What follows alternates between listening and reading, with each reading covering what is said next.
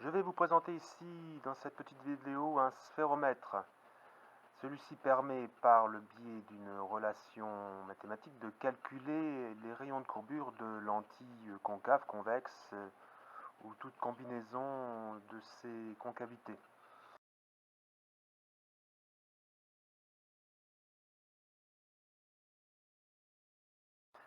En effet, il permet de mesurer une hauteur ou une profondeur grâce à cette pointe que l'on monte ou que l'on descend selon la rotation de ce vernier.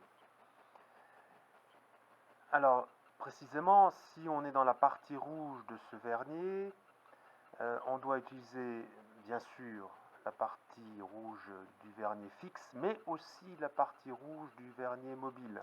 En effet, on distingue ici des nombres rouges dans la partie supérieure du vernier mobile. Il s'agit alors on est alors en train de mesurer une hauteur en quelque sorte, c'est-à-dire une lentille convexe. Si donc on s'achemine vers la partie blanche du vernier, la pointe descend et on mesure finalement une profondeur. On est alors dans la partie blanche du vernier fixe, certes, mais aussi dans la partie blanche du vernier mobile, dont on aperçoit par exemple ici le 20.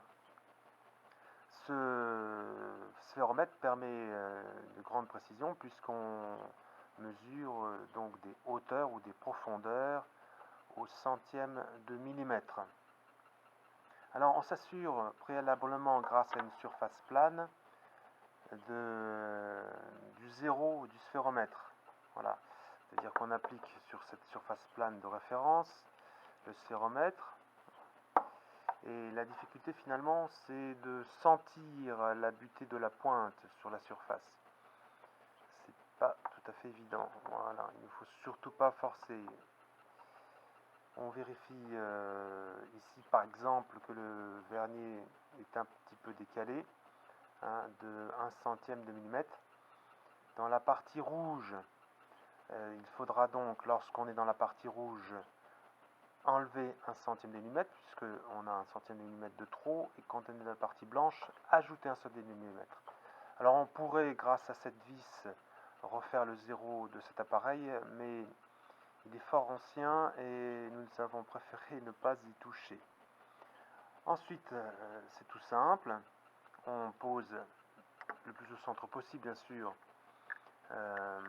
le sphéromètre sur la lentille et on cherche la butée. Alors là, je suis en train de remonter parce que je n'étais pas assez remonté puisque je suis sur une surface convexe et on cherche la butée, voilà, et on lit la valeur.